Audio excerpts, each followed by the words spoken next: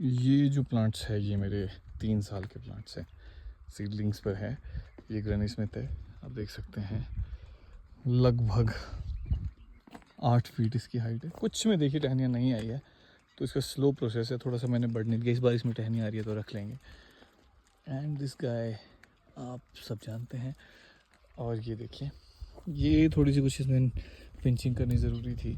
अब ये देखिए, some of them are having really good shape and training. अब कुछ में थोड़ी सी दिक्कतें हैं, वो हम इस बार दूर करने की कोशिश करेंगे। बागवानी की एक इम्पॉर्टेंट बात मैं जो समझा हूँ पिछले कुछ सालों में, वो ये है कि इट नीड्स कांस्टेंट इनोवेशन।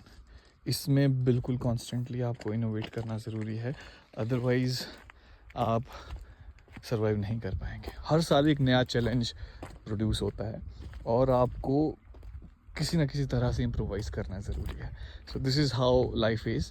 वैसा ही हर क्षेत्र में है, आपको खुद को अपस्किल करना ज़रूरी है। फॉर एग्जांपल ये देखिए, यहाँ पर टहनियाँ इधर को नहीं आई। हो सकता है यहाँ पर जो प्लांट्स है, वाइल्ड प्लांट्स है, वो उसकी वजह से हो। अब ये देखिए, these are my seedling plants. अब आगे जाके मैं आपको रूट स्टॉक भी दिखाऊंगा।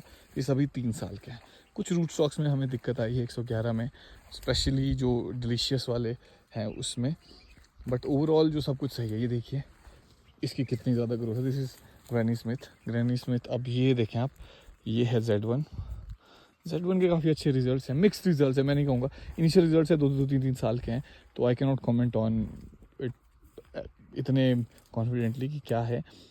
तो अगली साल की जो अपडेट है वो मैं देने की कोशिश करूँगा। अब ये देखिए, कुछ जो प्लांट्स हैं वो बहुत ही छोटे रह गए हैं।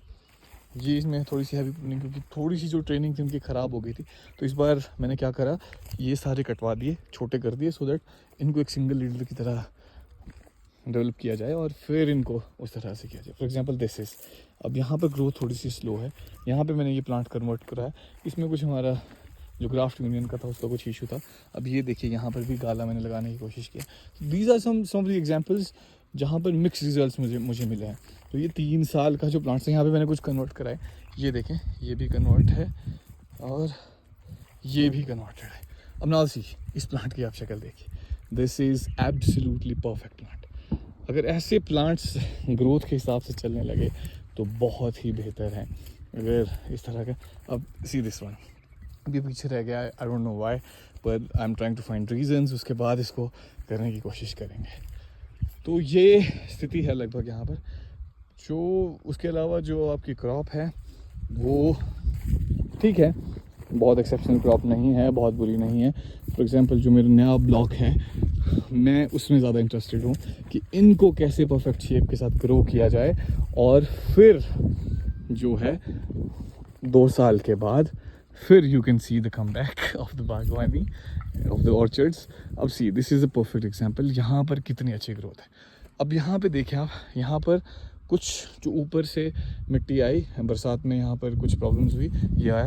बट व्हाट ब्रिंग्स इट कि ये अपने साथ एक नई मिट्टी जो बिल्कुल परफेक्टली बैलेंस्ड है और अच्छी न्यूट्रिएंट्स वाली है, उसने लगाया, जिसकी वजह से इसका ग्रोथ देखिए। तो समटाइम्स व्हाट हैपन्स कि गोबर डालने की बजाय आप क्या कर सकते हैं, हल्की हल्की जो अपने खेत के आसपास की मिट्टी है उसको ही अगर इसमें मिला दिया जाए, तो I think it can produce very good results. Although ये कोई बागवान जो फुल टाइम बागवान है, मैं खुद को एक पार्ट टाइम बागवान मानता हूँ, क्योंकि I work and sometimes I come to the orchard. तो वो तो नहीं अप्रूव करेंगे, but this is my own personal theory and I can guarantee you this is all truth, कि अगर आप किसी तरह से कहीं की मिट्टी ले आएँ तो भी आप जो है खाद का काम करती है, क्योंकि उसके जो न्यूट्रिएंट्स है वो अनयूज्ड न्यूट्रिएंट्स है। अब यहाँ देखें, अब यू कैन सी, अब ये जो स्थिति है, छोटा सा प्लांट है, इसकी कोई हालत नहीं है कि ये 10 जो दाने हैं उसको सपोर्ट कर पाए। So what I am gonna do is, before my dad sees, मैं इनमें से बहुत सारे जो दाने हैं वो निकाल लाऊंगा, और सो दैट ये लगे कि ये सिर्फ इतने ही थे। तो जो हमारी प्रीवियस जनरेशन है, like my dad, he does not agree कि हमें ये करना चाहिए किसी तरह से, इनको थिनिंग जो कहते हैं आज की मॉडर्न डे बागवानी में, तो वो करनी चाहिए, because doesn't have the heart. क्योंकि जब आपका नया बगीचा होता है तब थोड़ी सी ये चीज़ें मुश्किल हो जाती है करनी। अब यहाँ देखिए आप, दिस इज़ एब्सोल्युटली मैडनेस। तो ये इसकी पोजीशन नहीं है, इसकी स्थिति नहीं है कि ये इनको सपोर्ट कर पाए।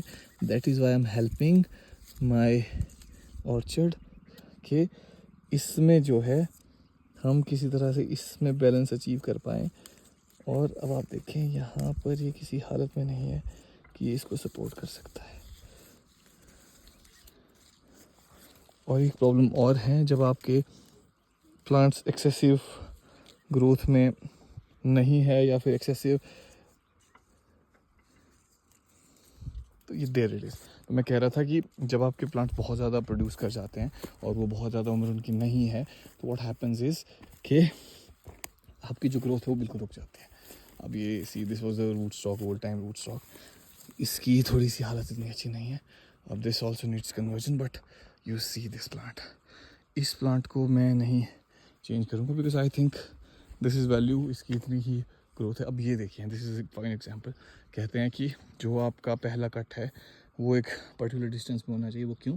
अब देखिए ये और इसकी मोटाई बिल्कुल बराबर है। एक साल रुक के I am gonna change it to the next year और फिर इसमें करने की कोशिश करेंगे, अदरवाइज़ इसकी जो ग्रोथ है वो पूरी तरह से हैम्पर हुई हुई है। अब आप यहाँ देखें, इतनी सही चीज़ें हैं कि यू कैन नॉट डिसाइड कौन से दाने को रखना है और कौन से दाने को नहीं रखना है। It becomes very difficult, very difficult.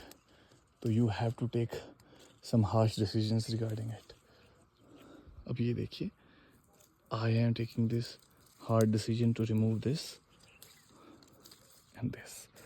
अब ये देखिए यहाँ पर है, my dad might not approve it but I am gonna do it anyway.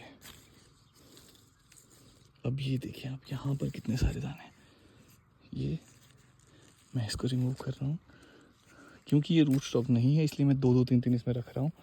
But अगर ये रूट स्टॉक होता तो शायद इसमें हम 2 भी ना रखते। तो ये गाला का है। अब आप देखें इसमें किस तरह से न्यूट्रिएंट्स को मैनेज करना है, बहुत ही मुश्किल है।